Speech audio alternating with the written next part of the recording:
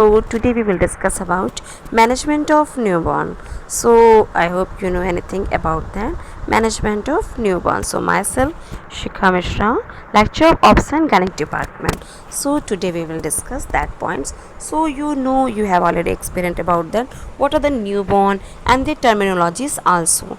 So you have to an experience regarding that the newborn, infant, new and babies and all that. So firstly we will discuss about the newborn assessment और examinations. तो जब भी newborn होता है baby तो हम उसके साथ क्या क्या करते हैं, यानी कि जो इनिशियल होते हैं इनिशियल प्रोसीजर हमारे क्या क्या होने चाहिए। तो फर्स्टली हम क्या करते हैं यहाँ पे न्यूबॉर्न असेसमेंट या हम एग्जामिनेशन करते हैं। तो हम यहाँ पे देखेंगे न्यूबॉर्न एग्जामिनेशंस मींस डिफिनीशन क्या देखो इसका देखें तो it is a systematic examination physical and neurological of newborn. यहाँ पे हम क्या करते हैं फिजिकल एंड न्यूरोलॉजिकल बोथ चीज़ों का एग्जामिनेशन करते हैं एक न्यूबॉर्न बेबीज़ का। हमारा ऑब्जेक्टिव्स क्या होता है, जो हम बच्चे को क्या करते हैं यहाँ पे असेसमेंट इन्फेंट को प्रोवाइड करते हैं जिससे कि उसका जो डेवलपमेंट है वो बहुत अच्छे से हो सके। और सेकंड क्या है, अगर कोई भी वहाँ पे प्रॉब्लम है ठीक है नॉर्मल लेवल से अगर वो हट करके एबनॉर्मल केस फाइंड आउट हो रहा है तो हम उस प्रॉब्लम को देख करके सॉर्ट आउट कर सकें। और दूसरा क्या, अगर बेबी के प्रोग्रेस में कोई डिफ़िकल्टीज़ आ रही हैं तो हम उसको इजीली असेस कर सकें। सो हमारे ये ऑब्जेक्टिव्स क्या होते हैं यहाँ पे इन्फेंट के डेवलपमेंट में हेल्प करना, डेविएशंस कोई प्रॉब्लम है तो उसको असेस करना, बेबी किस लेवल में प्रोग्रेस कर रहा है ये हमें असेस करना। तो ये होता है हमारा यहाँ पे ऑब्जेक्टिव्स। ठीक है, हमारा जो हम एग्जामिनेशन कर रहे हैं यहाँ पे न्यूबॉर्न का इसका इंडिकेशन क्या है। तो फर्स्ट एग्जाम इसको 3 टाइप से डिवाइडेड किया गया है, first examination, second examination and also third examination. तो फर्स्ट में हम क्या करते हैं डिटेल लेते हैं one in labour room with in 2 hours of birth. जब तक बेबी वहाँ पे बॉर्न होता तब तक हम 2 आवर्स तक वहाँ पे एग्जामिनेशन लेते हैं लेबर रूम में।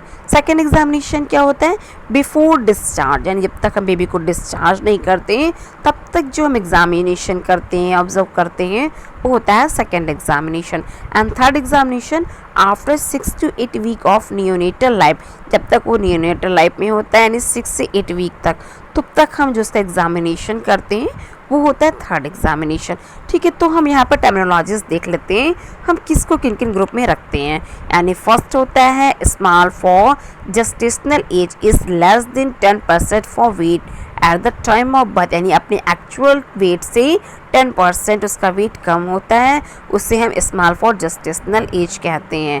इसके बाद लार्ज फॉर जेस्टेशनल एज, इसे एलजी बोलते हैं, is more than 90% for wait at the time of birth. Means of that you can understand बच्चे का नॉर्मल वेट हमारा क्या होता है, आपको पता ही होगा 2.5 होता है, यानी इससे 90% अगर ज़्यादा है तो ये लार्ज फॉर जेस्टेशनल एज यानी कि बच्चा प्री मैच्योर हो चुका है तो उसको हम वो यहाँ बच्चा पोस्ट मैच्योर में आ चुका है तो यहाँ पे एलजीए हो जाएगा। अप्रोप्रिएट फॉर जेस्टेशनल एज यानी is the birth weight between 10 to 90%, जैसे हम एजीए बोलते हैं। यानी फुल टर्म बेबी है तो हम क्या बोलेंगे 37 to 42 वीक्स यानी 259 to 294 डेज़ का अगर बच्चा है तो इसे हम फुल टर्म बोलते हैं। फिर प्री टर्म बच्चा यानी कि अपने एक्चुअल टाइम से बच्चा पहले बॉर्न हो जाना, यानी 37 वीक से ही बच्चा पहले बॉर्न हो जाना, यानी 28 वीक्स एंड इससे कम लेस देन, तो हम यहाँ बोल सकते हैं बच्चे को प्री टर्म यानी बेबी।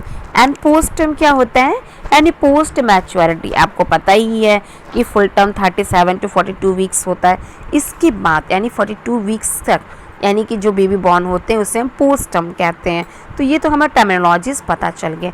अब हम जो असेसमेंट करने जा रहे हैं इसके लिए हमारे पास आर्टिकल्स क्या क्या रिक्वायरमेंट होते हैं। तो इसके लिए हम एक ट्री कंटेनिंग करते हैं, तो एक टीपीआर ट्री करेंगे कंटेन। इसके लिए हमें hand wash then prepare articles, तो एप्रन होना चाहिए आपके पास, स्टेथोस्कोप होना चाहिए, इंची टेप होना चाहिए, टॉर्च होना चाहिए, बॉवल कंटेनिंग कॉटन वाइप्स होना चाहिए, वेगिंग मशीन होना चाहिए, bowl with extra cotton, mackintosh, kidney tray, paper bag. तो ये सारी चीज़ें along with that gloves and all that आपके पास ये चीज़ें होनी चाहिए। इसके बाद हम यहाँ पे क्या करते हैं इनिशियल असेसमेंट करते हैं बच्चे का। तो व्हाट आर द इनिशियल, यानी कि सबसे पहले जो हम असेसमेंट करेंगे is called initial assessment of newborn, यानी हम देखते हैं आइडेंटिफिकेशन क्या होता है, check and identify the sex of infant and verify the record with the correct name होना चाहिए, सेक्स होना चाहिए एंड रजिस्ट्रेशन नंबर होना चाहिए। जेस्टेशनल एज अगर फुल टर्म है, प्री टर्म है, पोस्ट टर्म है, ये हम मेंशन करते हैं। इसके बाद हम क्या करेंगे, बच्चे का अपगार स्कोर देखते हैं।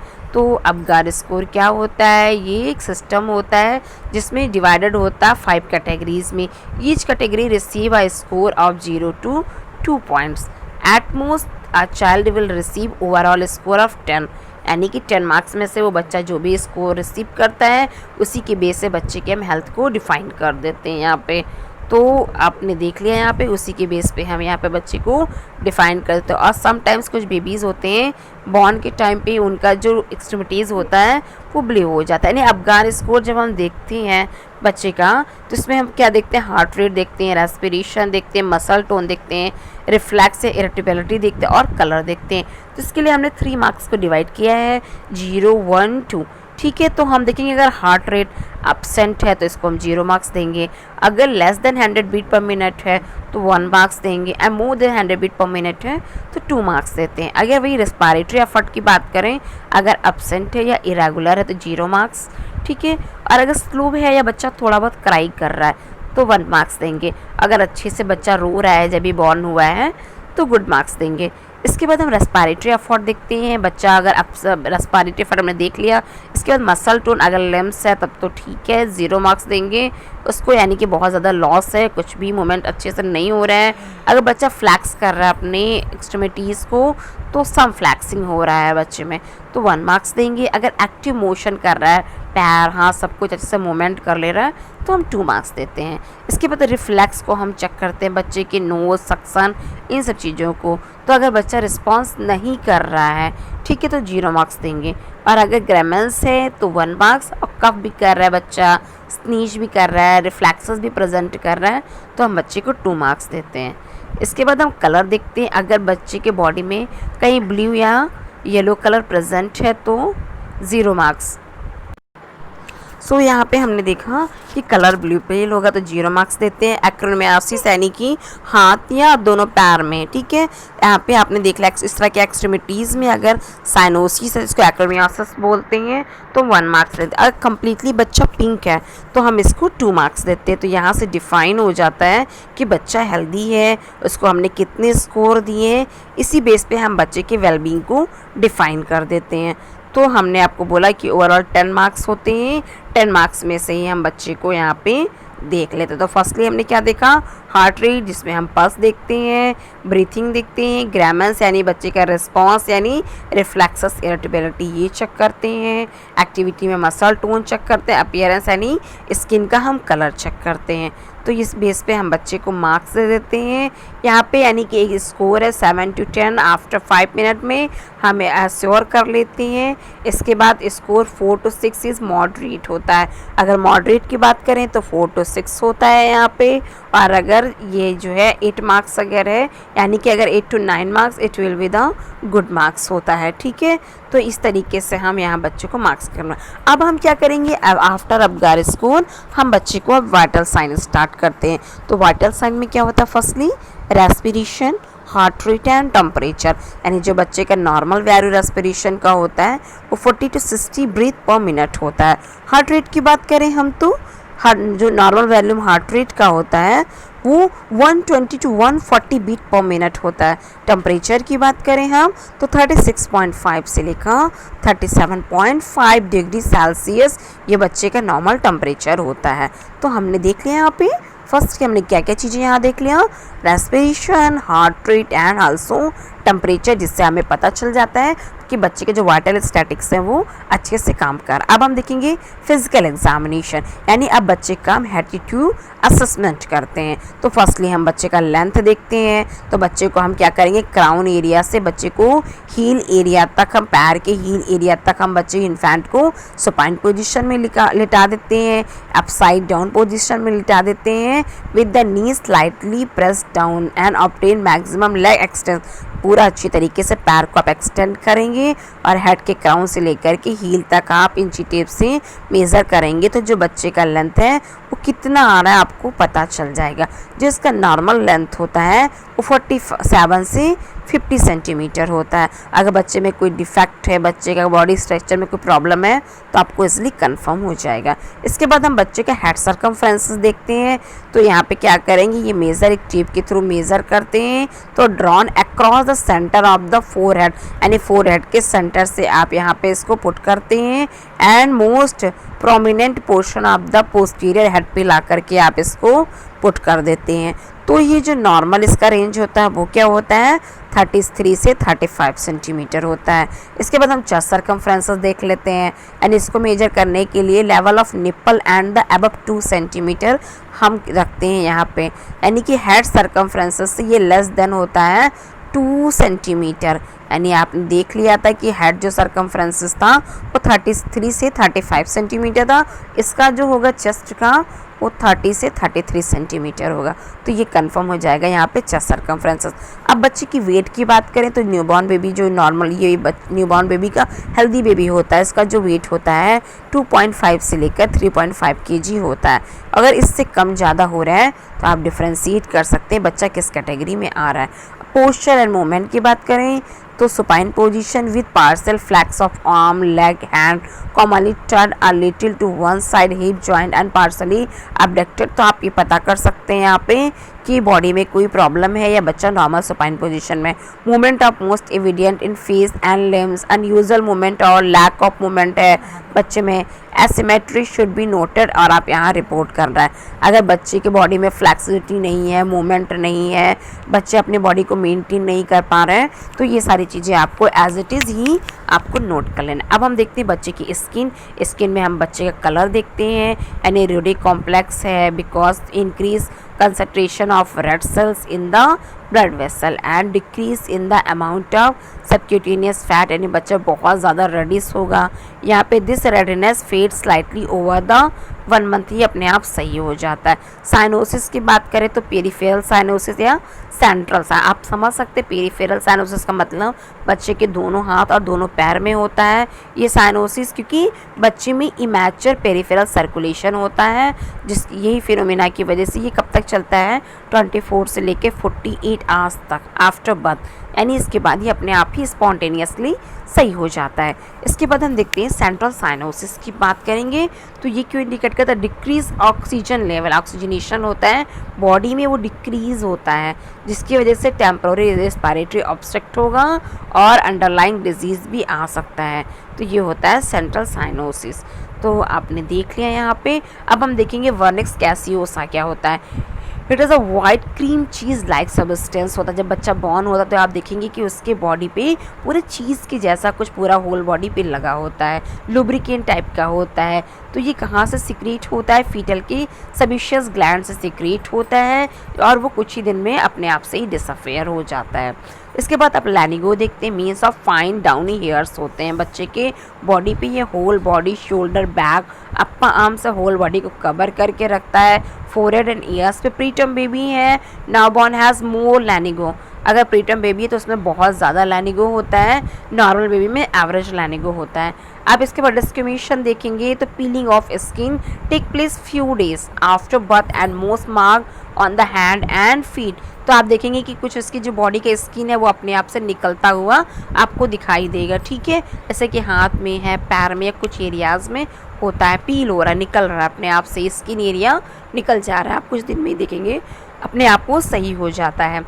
इसके बाद मीलिया देखते हैं। मीलियास क्या होता है, यानी मैक्यूल्स, यानी कि बच्चे का जो फेस पूरा रेडनेस आप देखेंगे, पिंपल्स टाइप के, इसमें कुछ फ्लूइड भरा होता है, तो यही होता है milia. Newborn sebaceous gland are immature होते हैं, जिसकी वजह से पिन पॉइंट वाइट पैप्यूल होते हैं, can be found on the चिक and across the bridge of the knows of the newborn पे आप देखेंगे, और 2 से 4 हफ्ते में ये अपने आप से ही गायब हो जाते हैं। तो आप डायग्राम में अच्छे से देख सकते हैं। इरिथमिया टॉक्सिकम होता है, it begin as a papule, ये भी पैपल की तरह ही स्टार्ट होता है, इंक्रीज होता है, सीवियर होता है, become erythema by the second day and disappearing by the third day. अपने आप से ही ये फिर धीरे धीरे गायब हो जाता है। ये सब इन्फेक्शन की वजह से ही होता है बच्चों को।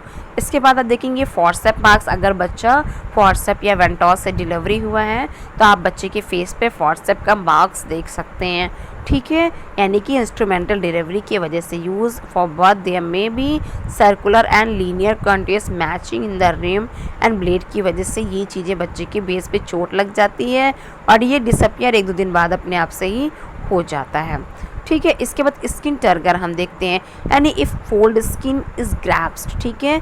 तो इफ़ उसका जो फोल्ड स्किन है उसको आप ग्रैप्स करेंगे बिटवीन द थंब और फिंगर से, इट शुड फील इलास्टिक, तो आपको इलास्टिक फील होगा। When it is released it should be fall back from smooth surface, तो क्या होगा, धीरे से वो स्मूथ सरफेस में वापस चला जाएगा। और अगर बच्चे में डिहाइड्रेशन बहुत ज़्यादा है तो आप बच्चे की स्किन को होल्ड करेंगे और वो प्रॉपरली अपने पोजीशन में वापस एग्जैक्ट नहीं जा पाता है, इसलिए आप बच्चे की स्किन की मॉइस्ट लेवल को भी डिफाइन कर सकते हैं।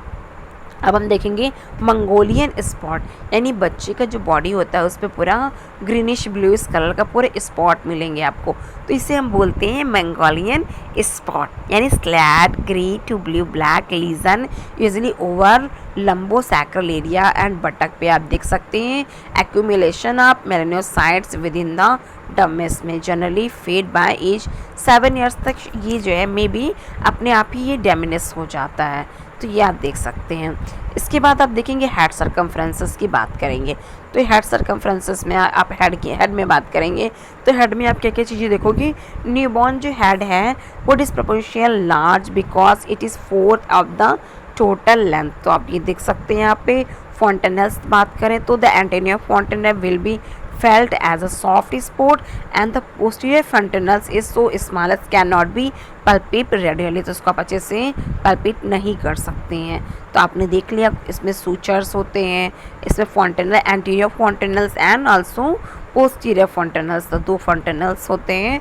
तो कैसे हम देखेंगे, फर्स्ट 2 फ्रंटल बोन होते हैं एंड इसके बाद हम देखेंगे 2 आपके पैराइटल बोन होते हैं, एक आपका ऑक्सीपिट होता है, ठीक है। अगर हम सूचर की बात करें तो फ्रंटल सूचर होगा, कोरोनल सूचर होगा, उसी के बीच में आप देख सकते हैं एंटीरियर फॉन्टेनल होगा।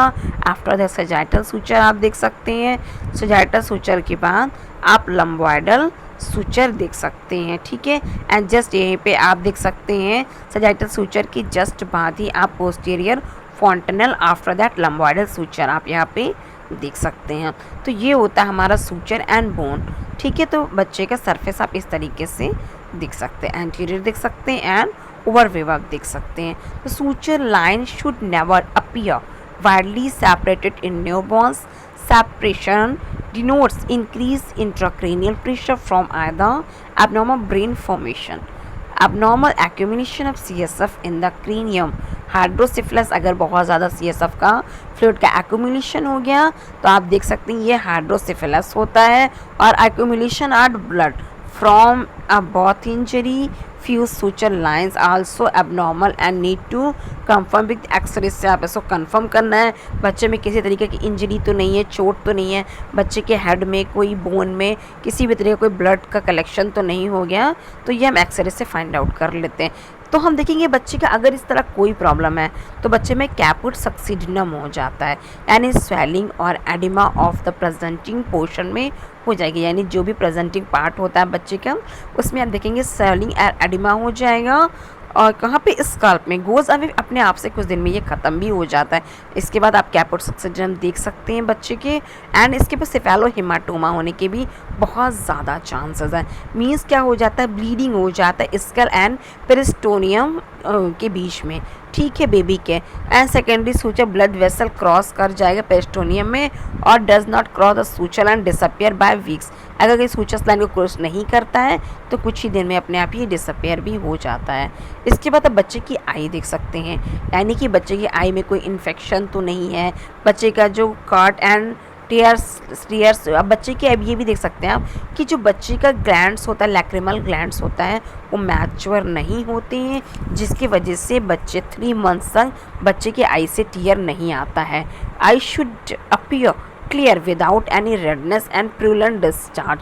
आई में किस तरह का डिस्चार्ज नहीं हो रहा है, बच्चे की आई क्लियर दिख रही है, तो आप ये सब चीज़ें देख सकते हैं। या वी शुड ऑब्जर्व क्या कर सकते हैं, कंजक्टाइविक प्रॉब्लम देख सकते हैं बच्चे को, हैमरेज की देख सकते हैं, ऑप्थेल्मिक नियोनेट्रम, तो ये सारी चीज़ें भी हम बच्चे के आइज़ में इन्फेक्शन देख सकते हैं। अब हम ईयर्स की बात करेंगे तो ईयर्स में हम क्या मेजर करते हैं यहाँ पे, अगर नॉर्मल ईयर है तो बच्चे का जो इनर आई कैंथस है, आउटर लीनियर ईयर है एंड इन आईज है, वहाँ से लेके आप ईयर के लेवल को आप मेज करेंगे तो देखेंगे एक पूरा लाइन बनाते हुए आता है। और अगर एबनॉर्मल है तो आई या तो ईयर वहाँ से डाउन हो जाएगा या तो अप हो जाएगा, यानी level of the top part of the external ear, यानी एक्सटर्नल ईयर का जो टॉप पार्ट है should be on line drawn from the inner canthus of the out to the outer canthus of the eye and back cross the side of head। तो आप इस तरीके से match कर सकते हैं। ear cartilage pin off from cartilage felt along with the edge and ear recoil instant recoil आप देख सकते हैं यहाँ पे। तो ये होता है नॉर्मल। अब माउथ में हम क्या देखते हैं, बच्चे का कोई क्लेफ्ट पैलेट तो नहीं है, क्लेफ्ट लिप तो नहीं है, या इस तरीके का कोई प्रॉब्लम तो यहाँ पे नहीं है। माउथ शुड भी ऑब्जर्व फॉर क्लेफ्ट लिप के लिए हम देखते हैं, क्लेफ्ट पैलेट देखते हैं, कहीं टंग टाई तो नहीं है। The platelet of the newborn should be, यहाँ पे प्लेट जो होता है वो इंटैक्ट है या प्लेट सेपरेट है, ओकेजनली 1 or 2 स्मॉल राउंड होता है, ग्लेसनिंग वेल एक्रोमाइज सिस्टिंग एंड एब्स्ट्रिंग पल्स हो सकता है वहाँ पे। तो ये सारी चीज़ें हमें देखना होता है। या कैल्शियम डिपोजिशन होता है यूट्रो में, तो भी ये प्रॉब्लम आप देख सकते हैं। ठीक है, some time in some newborns 1 or 2 natal teeth में हैव इरप्टेड ऑलरेडी। जब ये बच्चा बॉर्न होता तो ऑलरेडी इसके प्रेजेंट होते हैं 1 से 2 दांत बच्चे के मुंह में, तो आप ये भी देख सकते हैं। नेक में आप क्या देख सकते हो, यहाँ पे बच्चे का नेक छोटा है, चबी नेक्स है, या कोई क्रीज फोल्ड है, या बच्चे के हेड शुड रोटेट फ्रीली या हेड रोटेट नहीं हो रहा है, तो ये सारी चीज़ें आप यहाँ पे ऑब्जर्व कर सकते हैं। चेस्ट में हम क्या देखते हैं, चेस्ट बच्चे का स्मॉल दिख रहा है, क्यों दिख सकता है, because infant head is large in proportion, यानी कि हेड बड़ा है चेस्ट से। या क्या प्रॉब्लम है, पॉसिबल ब्रेस्ट इंगॉजमेंट हो रहा है बच्चे में, कोई सिक्रीशन हो रहा है, वाटरी फ्लूइड है, या वहाँ पे विचेस मिल्क है, उसमें एब्सेंस ऑफ रिट्रैक्शन हो रखा है, तो इस तरह का प्रॉब्लम भी आप कंफर्म कर सकते हैं। ठीक है, इसके बाद आप एब्डोमेन में देखेंगे, इसका बच्चे का बाउल साउंड प्रेजेंट है with in hour after birth, तो बर्थ के 1 घंटे बाद आप देख सकते हैं बच्चे में बाउल साउंड प्रेजेंट या नहीं प्रेजेंट है। एज ऑफ द लीवर आपको देखना है, usually palpable at 1 to 2 centimetre below the right costal margin से आप देखेंगे तो बच्चे को जो लीवर का जो है एज है वो आपको मिल पा रहा है कि नहीं मिल पा रहा है। ठीक है, मार्जिन से। एज ऑफ द स्प्लीन देखेंगे, usually palpable at 1 to 2 centimetre below the left costal margin, तो ये भी आपको यहाँ पे मेज़र करना है। अब अम्बिलिकल कॉर्ड हम देखते हैं, तो इट हैज़ 2 आर्टरीज होता है एंड 1 वीन होता है। At birth cord appears bluish white and moist, यानी कि जब बर्थ होता है बच्चे का तो आप देख सकते हैं वहाँ पे ब्लूइश कलर का आपको birth card bluish and white colour का आपको दिखेगा। आफ्टर जब आप क्लैम्प कर देते हो वहाँ पे तो क्या होता है, it begin dry appear dull yellow, इस धीरे धीरे वो क्या होने लगता है, ब्राउन कलर का होने लगता है, और 6 से 10 दिन में ही उसका जो कलर वो होता है अपने आप शेड आउट हो जाता है। ठीक है, तो ये तो हमने देख लिया यहाँ पे अम्बिलिकल कॉर्ड में a presence of 1 artery, then it is associated with vertebral and anorectal cardia and then all that, तो हम ये देख सकते हैं। अब बैक में हम क्या देखेंगे, बच्चे में कोई स्पाइना बाइफिडा तो नहीं है, यानी बच्चे में सारे बोन सिमेट्रिकल है कि नहीं है, कुछ भी डिम्पलिंग तो नहीं है, साइनेक ट्रैक में कोई प्रॉब्लम तो नहीं है, तो ये सारी लंबर में रीजन में हेयर टफ है या हेमोग्यूमा है, यहाँ पे हेमोग्यूमा है, ऐसा कुछ प्रॉब्लम तो नहीं है बच्चों में। हम ये देख लेते हैं, spine of the newborn type के लिए appears the flat lumbar and sacral areas, the base of the spine should be free of any pinpoint opening, dimpling of the sinus tract in the skin, तो ये सारी चीज़ें हम देखेंगे। अब यहाँ पे एनोजेनाइटल एरिया, यानी कि बॉयज़ की जेनाइटल एरियाज़ में हम देखेंगे the anus of the newborn must be inspected to be certain that present patent and not covered by a membrane in perforated anus, अगर इन परफोरेटेड एनस है या बच्चे का जो genital area mail genital scrotum है वो पेंडुलस है, both testis present है कि नहीं है, स्क्रोटम प्रेजेंट है कि नहीं है, मेल है विद वन और बोथ अनडिसेंट टेस्टिस तो नहीं हो गया है, यानी क्रिप्टोकार्डिज्म तो नहीं हो गया है, नीड फर्दर एवोल्यूशंस की आपको तुरंत की तुरंत ज़रूरत होती। फीमेल में क्या हो गया है, यहाँ पे कोई डिस्चार्ज तो नहीं हो रहा है, इसका स्किन पूरा इनर यानी कि माइजोरा माइनोरा को होल कवर तो नहीं कर रखा है, यानी फीमेल न्यूबॉर्न्स में labia majora fully cover, labia minora some newborns have mucous vaginal secretion होता है, विच समटाइम ब्लड भी हो सकता है उधर, यानी सीडो मेंस्ट्रुएशन इससे हम बोलते हैं। The discharge disappear as soon as infant system has clear the hormones. ठीक है, अब एक्सट्रीमिटीज़ में हम क्या देख सकते हैं, we should observe for the syndactyl and polydactyl, यानी आप देख सकते हैं हाथ में कुछ फिंगर्स डिसअपियर हो सकते हैं, एक्स्ट्रा फिंगर आ सकते हैं, पैरों में एक्स्ट्रा फिंगर आ जाते हैं। तो ये हम यहाँ पे देख सकते हैं सिमान यानी कि usual curvature and little finger, ये सारी चीज़ें आप यहाँ देख सकते हैं। सोल्स में हम क्या देखेंगे, जो यहाँ पे full term newborn has crease, यहाँ पे covering the entire sole of the foot में इंटायर सोल में कवर करता है। पोस्ट मैचर इन्फेंट में बहुत ज़्यादा डीप क्रीज होते हैं, बहुत ज़्यादा डीप क्रीज बन जाएंगे, और जो प्री मैचर होता है उसमें आप क्रीज ही नहीं होगा, यानी बिल्कुल क्लियर होता है, यानी उसमें अब्सेंस होता है क्रीज, आप कोई भी क्रीज वहाँ पे नहीं देख सकते हैं। तो ये हो गया। अब मेकोनियम की बात करें तो meconium is the faecal material होता है, इज स्टिकी होता है, ऑर्डरलेस मटेरियल, यहाँ पे ऑर्डरलेस मटेरियल होता है, ग्रीनिश ब्लैक और brownish colour, green which pass from the 8 to 24 hours after birth. आप देख सकते हैं समटाइम्स बच्चा मदर के यूट्रस में ही तो नहीं कर दिया है, इससे आपको आइडेंटिफाई करना है। अब यूरिन की बात करें तो फर्स्ट यूरिन इज डायलेट होता है because immaturity of the kidney and lack of ability of concentrate urine की वजह से आप देख सकते हैं। न्यूनेटल रिफ्लेक्सेस की अब हम बात करते हैं तो रिफ्लेक्सेस हम क्यों देखते हैं, डेवलपमेंटल प्राइमरी और प्राइमेटिव रिफ्लेक्सेस के लिए, and they can provide information about lower motor.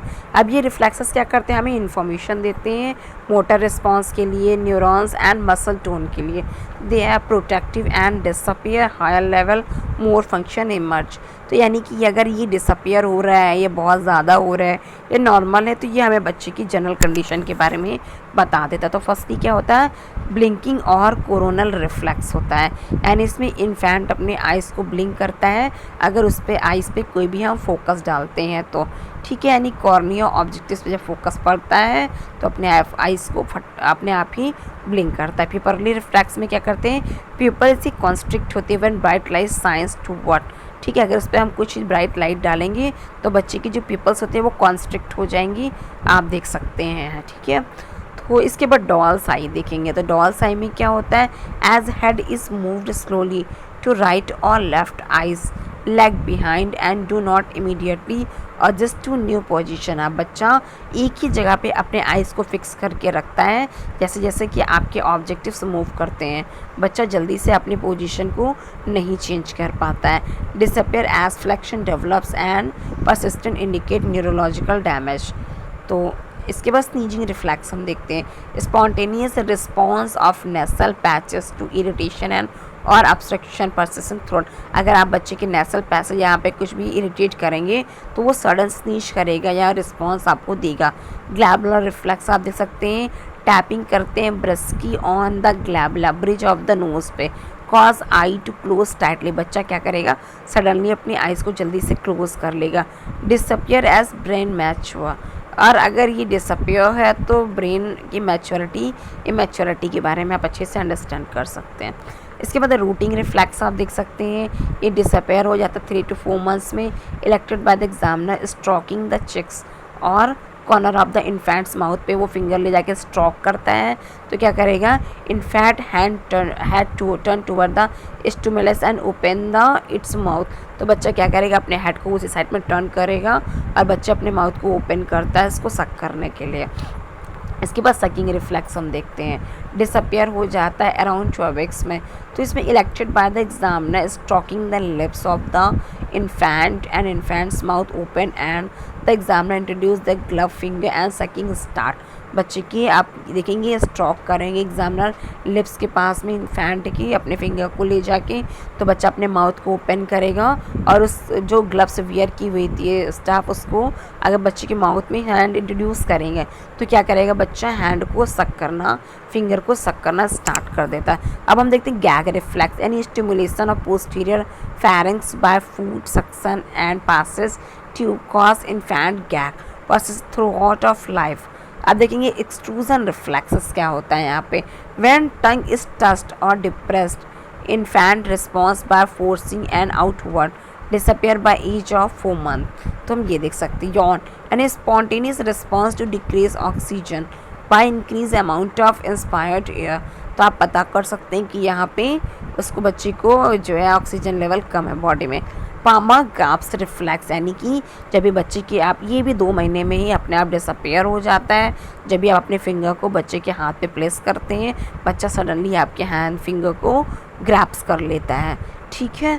तो ये होता है। इसके बाद टोनिक नेक यानी फैंसिंग पोजीशन, ये क्या होता है 7 मंथ में अपने डिसअपियर हो जाता है।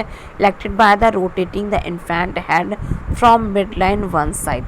The infant should respond by extending the arm one side to which the head is turned and flexing an opposite arm. The lower extremities respond similarly. इसके बाद मोरो रिफ्लेक्स देखेंगे। onset 28 to 32 weeks gestational, well established 37 week gestational, disappear 6 months. The examiner hold the infants that one hand and support the head and another support the buttock. The reflex is elected by the sudden dropping and the head in her hand. The response is series of movement. The infant's head open and hear the extension and abduction of the upper extremities. This is followed by the anterior flexion of the upper extremities and audible cry. So Moro reflex is present. You can see here also. Moro significance: an absent or inadequate Moro response, one side hemiplegia, brachial plexus palsy and fractured। आप यहाँ पे देख सकते हैं बच्चे को paralysis symptoms आप अच्छे से देख सकते हैं। Percentage beyond 5 month of age is indicate severe neurological defect आप यहाँ पे देख सकते हैं। इसे स्टार्टर रिफ्लेक्स भी कहते हैं। इसके बाद हम स्टेपिंग या डांसिंग रिफ्लेक्स देखते हैं। तो ये भी डिसअपियर हो जाता है 3 to 4 मंथ्स में। Elicited by the touching the top of the infant foot the edge of the table while the infant is held upright. The infant make movement and resemble the stuffing. तो आपने देखा बच्चे को जब हम table पे खड़ा करते हैं इसका पैर पुट करते हैं तो बच्चा अपने आप से डांसिंग या चलने की कोशिश करता है। तो इस तरीके से आप यहाँ देख सकते हैं डांसिंग रिफ्लेक्स प्रेजेंट होता है बच्चे में। पैस की रिफ्लेक्स क्या होता है यहाँ पे ये डिपेरेंस हो जाता है अभी 12 मंथ में। तो कोई भी स्टिमुलेट हम क्या करते हैं बच्चे की सोल में हम टच करते हैं तो बच्चा क्या करता है अपने जो पैर उसमें रिस्पॉन्स देना स्टार्ट करता है। अपने पैर को या तो अपने थम्स को क्या करेगा अप साइड की तरफ फोल्ड कर लेता है। तो ये आप यहाँ पे देख सकते हैं, ठीक है, फ्लैक्स कर लेता है अपने थंब को अप साइड में। तो ये होता है बैमेस के रिफ्लेक्स। इसके बाद क्राउलिंग रिफ्लेक्स आप देख सकते हैं। When placed on abdomen infant makes crawling movement with arms and legs. तो आप देख सकते हैं जब भी हम बच्चे को लेटा देते हैं पेट के साइड में तो बच्चा अपने हाथ पैर को फेंक के क्राउनिंग करना स्टार्ट करता है। डिसअपियरिंग अबाउट 6 वीक में ये डिसअपियर भी हो जाता है। हार्लिक्विन कलर एंड चेंज आप देख सकते हैं बच्चे का जो कलर होता है इन्फेंट तो आप colour changes as the infant lies on the side lower half of the body become pink और रेड। आप देख सकते हैं upper half is pale. It extremely harmless and never been associated with permanent problem. And torticollis wry neck आप देख सकते हैं यहाँ पर torticollis head held to one side with chin pointing to opposite side due to positioning of the worm। आप ये देख सकते हैं यहाँ पे exercise the neck gently and opposite direction। तो फूड फॉर द ब्रेन यानी newborn babies have more bones than adult, यानी कि आप एडल्ट में पता ही आपको 206 हड्डियाँ होती हैं लेकिन बच्चों में 300 बोन्स होते हैं, ठीक है। तो थैंक यू फॉर दैट आपको असेसमेंट के बारे में बताने के, तो मुझे लगता है अच्छे समझ आएगा। अब हम देखते हैं न्यूबॉर्न एडॉप्टेशन क्या होता है न्यूबॉर्न एडाप्टेशन, यानी कि जब बच्चा, ठीक है, यहाँ पे हम डिस्क्राइब करेंगे एडॉप्टेशन दो टाइप का होता है, फर्स्ट फिजियोलॉजिकल चेंज, दूसरा बिहेवियरल एडॉप्टेशन। यानी newborn major body system is also discuss the behavioural adaptation including behaviour pattern and newborns behaviour response and the occur during the transition period. तो हम यहाँ पे देख सकते हैं यानी फिजियोलॉजिकल अडॉप्टेशन क्या होता है, जब बच्चा एक्सटर्नल लाइफ में होता है यानी इंटरनल यूट्रो लाइफ में होता है, फिर जब वो एक्सटर्नल लाइफ में आता है तो सडनली अपनी बॉडी को इमीडिएटली वो कैसे चेंज करता है, यानी कैसे उसका जो रिस्पायरेटरी गैस एक्सचेंज है, सर्कुलेटरी मॉडिफिकेशन है, या फिर सस्टेन एक्स्ट्रा यूट्राइन लाइफ है, वो कि उस टाइम पे कैसे एडजस्ट करता है, हिमोस्टेसिस कैसे अटेन करता है, experience complex change major organ system का कैसे करता है, यानी कि 6 to 10 आवर्स के बीच में, ठीक है। तो यानी adaptation take week to attain full maturity, इसी को बोलते हैं फिजियोलॉजिकल अडॉप्टेशन, ठीक है। तो फर्स्टली हम बात करेंगे यहाँ पे तो anatomic and physiological comparison between newborn and fetus के बीच में क्या डिफरेंसेस होते हैं। तो पहले तो हम ये जानते हैं यानी रिस्पायरेटरी सिस्टम में हम देखते हैं फीटस में क्या होता है, न्यूबॉर्न में क्या होता है। फीटस यानी fluid field high pressure system cause blood to be shunted from the lung throughout the ductus arteries to the rest of the body। तो हम यहाँ पे देखेंगे एंड न्यूबॉर्न में air fill low pressure system encourage blood flow through the lungs or gas exchange, increase oxygen content of blood to the lung, contribute to the closing of the duct and arteriosus। तो ये हो गया हमारा यहाँ पे become a ligament, यानी कि जो बच्चा पहले होता है उसके बीच में एयर फील्ड होता है यानी फीटस के अंदर, और उसका क्योंकि अंदर स्टंट्स होते हैं यानी उसका लंग्स का वहाँ पे कोई काम नहीं होता है, अंदर ही आर्टरीज के थ्रू वहाँ पे एक्सचेंज हो जाते हैं। लेकिन अब यहाँ क्या होता है, बीच में लिगामेंट्स आ जाते हैं लंग्स के बीच में एंड वहाँ पे डिवाइडेशन हो जाता है, आर्टरीज अपने वर्क करने लगते हैं, लिगामेंट्स अपने वर्क करने लगते हैं, और जो फिल्ट्रेशन होता है वहाँ पे वो लंग्स के थ्रू स्टार्ट हो जाता है। अब यहाँ पे देखते हैं जो साइट ऑफ गैस एक्सचेंज था फीटस में वो प्लेसेंटा के थ्रू हो रहा था, यहाँ किसके थ्रू होगा, लंग्स के थ्रू होता है न्यूबॉर्न में। इसके बाद हम हेपेटिक पोर्टल की बात करें यानी फीटस में कैसा डक्टस वीनस बाईपास करता है maternal libel perform filtering function को। न्यूबॉर्न में क्या होता है, डक्टस वेनोस क्लोज हो जाता है यहाँ पे, यानी जो डक्टर वेनोसस होता है वो क्लोज हो जाता है बिकॉज ऑफ लिगामेंट की वजह से। अब क्या है, हेपेटिक पोर्टल सर्कुलेशन स्टार्ट हो जाता है। अब हम देखते हैं circulation throughout the heart, यानी जो फीटस होता है इसका pressure in the right atrium are greater than in the left, यानी कि जितना ज़्यादा प्रेशर राइट में होता है उससे कहीं ज़्यादा लेफ्ट में होता है, because encouraging blood flow through the foramen Oval, यानी कि जो ब्लड फ्लो बहुत ज़्यादा इंक्रीज हो जाता है फोरामेन ओवल में, इसकी वजह से। क्यों, फीटस में। न्यूबॉर्न में क्या होता है, pressure in the left atrium are greater than in the right, यानी कि फीटस का जस्ट अपोजिट हो जाता है, कॉजिंग यहाँ पे सर्कुलेशन स्टार्ट हो जाता है।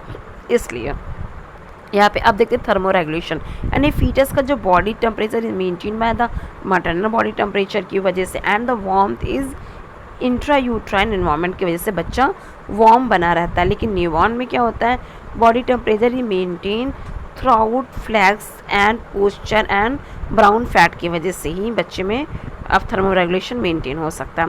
कार्डियोवैस्कुलर एडॉप्टेशन की हम बात करें तो foramen ovale close with decrease pulmonary vascular resistance, increase pressure to left side to the heart chamber 4, ductus arteries close due to increase of oxygen to the lung, close within few hours after birth.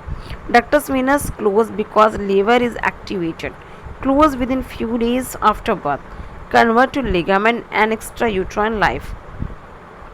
Heart rate की बात करें तो during the first few minute after birth यानी heart rate 120 to 180 beat per minute होता है, thereafter begin decrease average 120 से 130 beat per minute हो जाता है। देन न्यूबॉर्न का जो highly dependent and heart rate maintain of cardiac output and BP maintain करता है। तो ये हम यहाँ पे देखते हैं यानी हार्ट रेट जो 120 to 180 है, फ्लैक्चुएशन ड्यू टू एक्टिविटी। सो यहाँ पे हम देख सकते हैं यानी कि बच्चे में टैकीकार्डिया ब्रैडीकार्डिया तो कुछ ऐसा नहीं है, उसने एडजस्ट किया यानी ब्लड वॉल्यूम की बात करें तो blood volume of the number depend on the amount of the blood transfer from the placenta, यानी कितना ट्रांसफ़र हुआ है at the birth is usually estimated to be 80 to 85 ml per kg of body within the term infant. The volume may vary as much as 25 to 40% depending on where clamping the umbilical cord, यानी ये हम यहाँ पे देख सकते हैं। Blood component की बात करें तो RBACS का न्यूबॉर्न का जो लाइफ स्पैन होता है वो 8 to 10 डेज़ होता है, और एडल्ट में आपको पता ही है कि 120 डेज़ होता है एडल्ट में। HB initially decline and result to decrease in neonatal red cell and mass, यहाँ पे फिजियोलॉजिक एनीमिया और इन्फेंसी में देख सकते हैं। ल्यूकोसाइट यानी एलिवेटेड वाइट ब्लड सेल हो सकता है। तो ये चीज़ें आप सारी वहाँ पे प्रॉब्लम अगर आ रही हैं तो आप पता कर सकते हैं वहाँ पे किस तरीके की प्रॉब्लम फाइंड आउट हो रहा है। इसके बाद आप देख सकते हैं HB यानी नॉर्मल न्यूबॉर्न ब्लड है तो उसका HB कितना होगा 17 to 20 गॉस पर DL देख सकते हैं। हेमाटोक्रेटिक यानी 52 to 63 देख सकते हैं। प्लेटलेट आप देख सकते हैं यहाँ पे यानी 100, यहाँ पे प्लेटलेट जैसे रेड ब्लड सेल देख सकते हैं एंड वाइट ब्लड सेल आप काउंट देख सकते हैं। तो number of haematologic value are affected by the site of the blood sample, and capillary blood has higher level of blood and the hematocratic compared the venous blood. So यहाँ पे respiratory system adaptation की बात करें तो one of the most circulation adaptation that the number makes the birth adjusting from the fluid filled intrauterine environment to gaseous extrauterine environment during fetal life. The lung are expanded होता है with the ultrafiltrate of the amniotic fluid during and after birth. This fluid must be removed and replaced with the air passage. तो आपको पता ही कि पहले वहाँ पे क्या होता है amniotic fluid होता है, और इन सब चीज़ों की वजह से जो लंग्स होता है उसकी वजह से वहाँ पे जो उसकी कैपेसिटी होती है फिर रिस्पायरेटरी फिल्टर की वो क्या होती है बहुत ज़्यादा एक्सपेंड होती है। लेकिन जैसे ही क्या होता है यहाँ पे बच्चा आउटर लाइफ में आता है तो वो फ्लूइड जो भी होता है बाहर निकल जाते हैं, लिगामेंट्स आ जाते हैं और वहाँ से प्रॉपरली बच्चा एयर पैसेज कर सकता है। तो हमने यहाँ पे ये देखा respiration after respiration are establish in the, यहाँ पे they are shallow and irregular ranging from the 30 to 60 breath per minute and short period, और अपनिया यानी लेस देन अगर 50 सेकेंड उसे अपनिया कहेंगे। साइनस ऑफ रेस्पिरेटरी डिस्ट्रेस है तो ऑब्जर्व करेंगे साइनोसिस है, टैकेपनिया है, एक्सट्रप्टरी है या ग्रंटिंग हो रहा है, external retraction and nasal flaring कुछ भी ऐसा है तो हम देख सकते हैं। इन सम केसेस पीरियोडिक ब्रीथिंग में occur with in the caseation of breathing let's तो 5 to 10 second without change in colour on. अच्छा अब तो ये आप देख सकते हैं। बॉडी टेम्परेचर रेगुलेशन की बात करें तो one of the most important element in the newborn survival is obtaining a stable body temperature to promote an optimal transition of extrauterine life, यानी 36.5 to 37.5 डिग्री सेल्सियस यानी थर्मोरेगुलेशन। तो thermoregulation क्या होता है यानी heat loss from the body in newborn have several stages and the predisposing thermal to heat loss. The skin with blood vessel close to the surface तो heat loss कितने type से हो सकते हैं 4 टाइप से हो सकता है। First conduction, convection, evaporation and radiation. यानी कन्वेक्शन क्या है यहाँ पे, कंडक्शन के heat loss by contact with cooler surface, बच्चा किसी कूलर सरफेस में कांटेक्ट में आ गया हीट लॉस हो गया। कन्वेक्शन कैसे होता है, एयर के थ्रू होता है यानी warm body to cool air current में आ गया तो क्या होगा यहाँ पे कन्वेक्शन होगा। इवेपोरेशन क्या है, वाटर कन्वर्ट टू वेपर में हो जाएगा। एंड रेडिएशन क्या होता है यहाँ पे, heated body to cooler object, no direct contact, यहाँ पे तो क्या हो जाएगा यहाँ पे रेडिएशन आप देख सकते हैं यहाँ पे। Thermoregulation the balance between the heat loss and heat production, ठीक है। To release the newborns rate and metabolism and oxygen consumption, an environment in which the body temperature is maintained without an increase the metabolic rate and oxygen use is called naturothermal environment. So hepatic system function, any placenta function in fetus, liver function in newborn, यानी iron storage करेगा, carbohydrate metabolism and blood coagulation and conjunction of bilirubin. तो ये देख सकते हैं bilirubin conjunction, it is the yellow to orange bile pigment होता है, यानी कि अगर produce by the breakdown of RBCs की वजह से होता है। Bilirubin normally circulate in plasma में होता है, is taken by liver cell and change to water soluble pigment as excreted in the bile. तो ये आप यहाँ पे देख सकते हैं। सो फेलियर ऑफ लीवर अगर है यानी cells of breakdown and excrete bilirubin can cause an increase amount of bilirubin, जिसकी वजह से क्या हो जाएगा, बच्चे में जॉन्डिस के पूरे सिम्टम्स आ जाते हैं। When bilirubin pigment is deposit in the skin and mucus membrane, jaundice typically result. Jaundice also known as citrus refers to the yellowing of the skin, sclera and mucous membrane. The result increase the bilirubin level blood vessel में हो जाएगा। लेकिन अगर इसी का level बहुत ज़्यादा increase हो जा रहा है, ब्लड लेवल में बिलिरुबिन का लेवल बहुत ज़्यादा बढ़ जा रहा है यानी फर्स्ट वीक में, तो कर्नीचर साइन प्रेजेंट कर सकता है, यानी permanent and devastating from brain damage. इससे ब्रेन डैमेज के पूरे चांसेस आप देख सकते हैं। येलो यानी कि जॉन्डिस अगर है तो येलो ऑफ आई हो जाएगा, येलो स्किन हो जाएगा, एक्सेस बिलिरुबिन ब्लड में हो जाएगा, यानी आप ये सब देख के बोल सकते हैं बच्चे को जॉन्डिस है। लेकिन आपने पूरा bilirubin move from the blood stream से ब्रेन टिश्यू में चला गया है, तो इसको हम क्या कहेंगे, kernicterus sign. You can see in the diagram also. तो the cause the newborn jaundice can classified into 3 group में होता है, यानी बिलिरुबिन वो production, decrease bilirubin and impaired bilirubin. आप देख सकते हैं बिलिरुबिन इनकम्पेबिलिटी किसकी वजह से होता है, फर्स्ट RHI-ABO ड्रग ट्रॉमा की वजह से, दूसरा के डिक्रीज बिलिरुबिन कंजक्शन यानी कंजुगेशन यानी हाइपोथायरॉयडिज्म है, ब्रेस्ट फीडिंग प्रॉब्लम है तो, यानी impaired bilirubin excretion, biliary atresia, sepsis, steroid, alcohol, इन सब की वजह से होता है। यहाँ पे गैस्ट्रोइंटेस्टाइनल सिस्टम एडॉप्टेशन की बात करें तो full term newborn has capacity to swallow कर सकता है, डाइजेस्ट करता है, मेटाबोलाइज कर सकता है, ऑब्जर्व कर सकता है एंड फूड टेक कर सकता है जल्दी जल्दी at birth. The pH stomach contain is mildly acidic reflecting होता है, एमनियोटिक फ्लूइड जो है यहाँ पे सो द और यहाँ पे आप देख सकते हैं। स्टमक एंड डाइजेशन की बात करें तो the stomach newborn 30 to 90 ml ये पे यहाँ पे डाइजेस्ट करने की क्षमता रखते हैं। मैच्योरिटी ऑफ द फेरोजेनिंजियल में है तो स्पिंचर या absence of the lower oesophageal यहाँ पे पैरासिटिक है, तो ये also contribute the reflex and gastric content. So avoiding over feeding करना है आपको, स्टिमुलेट फ्रिक्वेंट बपिंग मीन्स बच्चे को हैंड पे पुट करके जब भी आप फीडिंग करा रहे हैं और बैक साइड में धीरे धीरे आपको बच्चों को हाथ से थपकिया देना है कि जो भी अगर ओवर फ्लूइड है तो वो बाहर निकल जाए, ठीक है, एंड उसका रिगर्जिटेशन मेंटेन हो सके, इससे डाइजेशन मेंटेन हो सकता है। इसके बाद बाउल एलिमिनेशन की बात करें तो the evolution of the stool pattern begins the newborn first stool which is meconium बोलते हैं।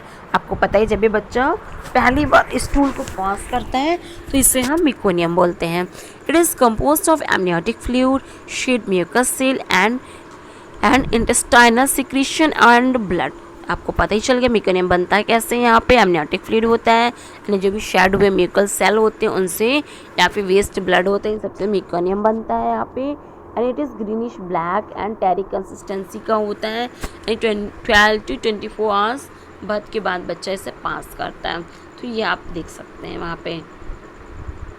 इसके बाद रीनल सिस्टम चेंजेस की बात देखें तो although the newborn kidney can produce urine, they are limited in their ability to concentrate to until about 3 months age when the kidney mature. At birth, the glomerular filtration rate is approximately 30% of normal adult volume, reaching approximately 50% of normal adult volume by the 10th day of life and full adult value by the first year of life. So, immune system की बात करें तो the newborn's immune system began working early and gestational. So, but many of the response or not function adequately during the early neonatal period. The intrauterine environment usually protect the fetus from harmful microorganisms and the need to defensive immunological response. So, हम यहाँ पे ये देख सकते हैं। तो natural immunity क्या होता है? फिजिकल बैरियर यानी such as intact skin and mucus membrane. Chemical barriers क्या होंगे? Such as gastric acid, digestive enzyme यानी and resistant non pathologic organism make up the newborn natural immune system. So acquired immunity क्या होता है? It has two primary process यानी the development of circulating antibodies of one immunoglobulins capable for strategizing specific evading agent, and second, formation of the activated lymphocytes digested and designed to destroy foreign invaders. सो आप कितने type की, अगर हम immunoglobins की बात करें तो ये 5 क्लासेस होते हैं: IgA, IgD, IgE, IgG and IgM. The newborn's depend largely on 3 immunoglobulins for defense mechanism like IgG, IgA and IgM. IgG is the major immunoglobulin and most abundant, making up about 80% of all circulating antibodies. It is the only class able to cross the placenta. That's it. And the active placenta transfer beginning and approximate 20-22 weeks gestational.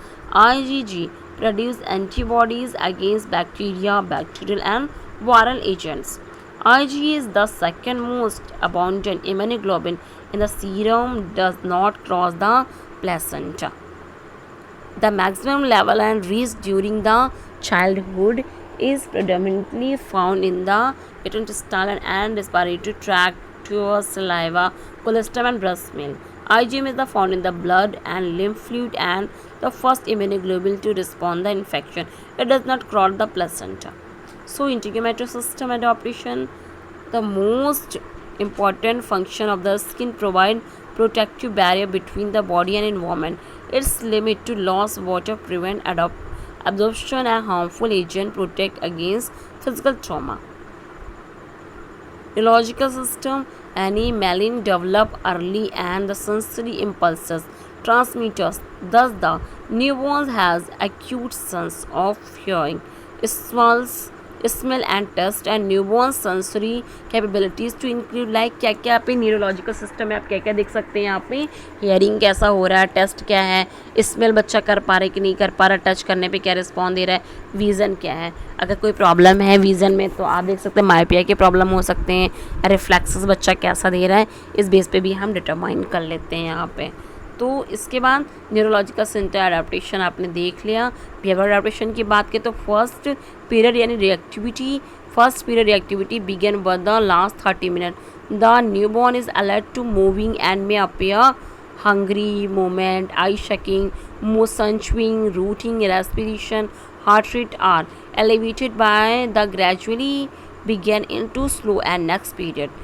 The period is alternate, allows parents and interact with the newborn and enjoy close contact their babies.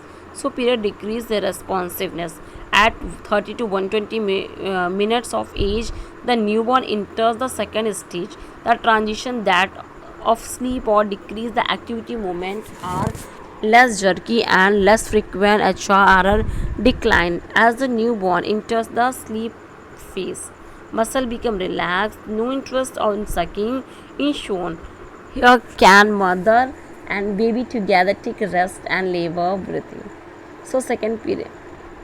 Thank you class for this. If you like this video, so please don't forget to press like and don't forget to press bell icon and like, share and subscribe. Thank you for this video. I hope you like this video. Thank you for this video.